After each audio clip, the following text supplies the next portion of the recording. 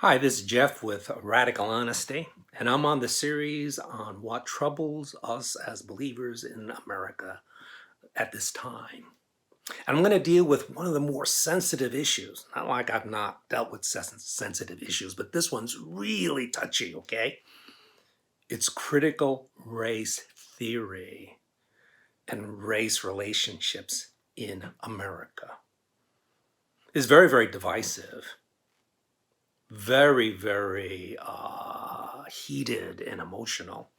Because I'm trying to deal with it in a way that sort of glorifies Christ and gives us a sort of a pathway for believers who radically want to follow Jesus, what we can do, okay, and how we should respond, okay.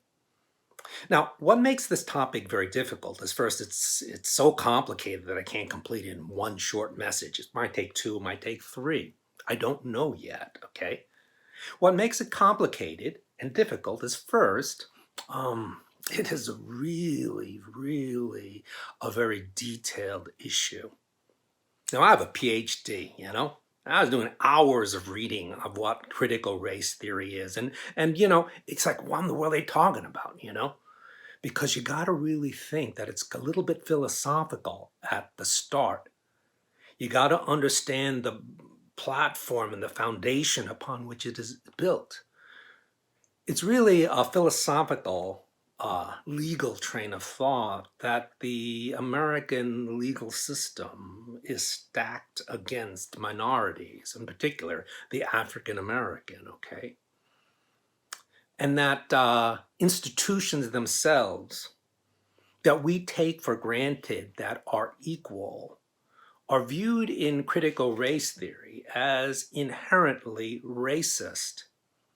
Western civilization, European dominance can be seen as racist and, in that aspect, evil and bad in American society. Okay? So you got to put your mind around that.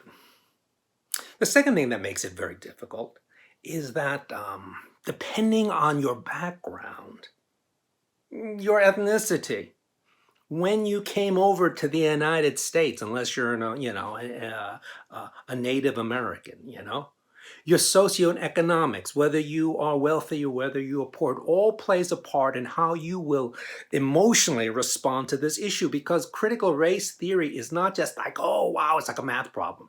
I solved it. Now we all figured out. Now we all hold hands, because all conclusions lead to one answer.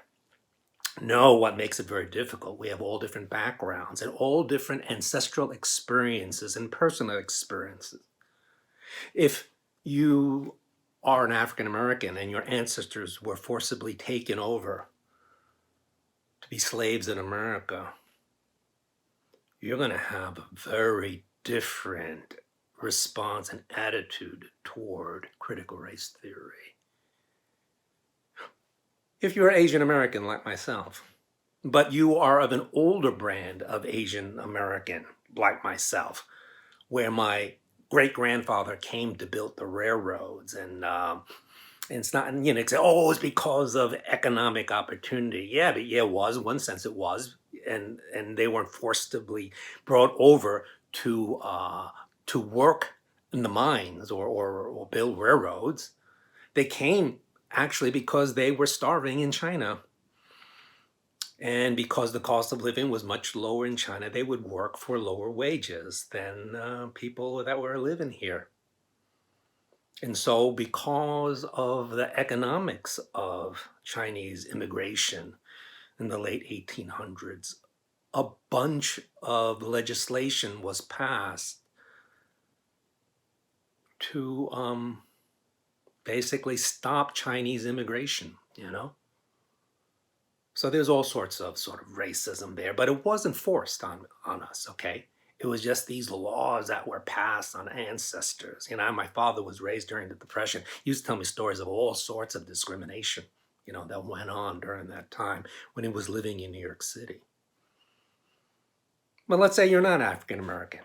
You're not of a immigration class that came over just to work and, eke out a living, because you're going to have a different perspective if you're of that group. Let's say you have a long European lineage in America, okay? and you came for, let's say, religious freedom or for the discovery or to make a lot of dough, you're gonna see America very different, and you're gonna see laws different, okay? And you're gonna see the solution as different. Finally, what makes critical race theory difficult is the degree in which we can fix and resolve the issues that trouble race relations in America. You see, critical race theory sees the problems of racism as systemic. They're not just individual laws or a class you could take or a book you can read. Oh, let's just, read this book about, the African American experience. Everyone's okay. They're way beyond that. We're way beyond that, or, take a minority to lunch, way beyond it, because it's not the instance or the one thing you do.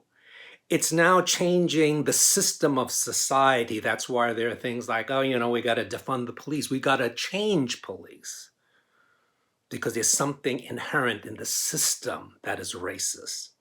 It's no longer good cops and bad cops. It's the system. Same thing with education.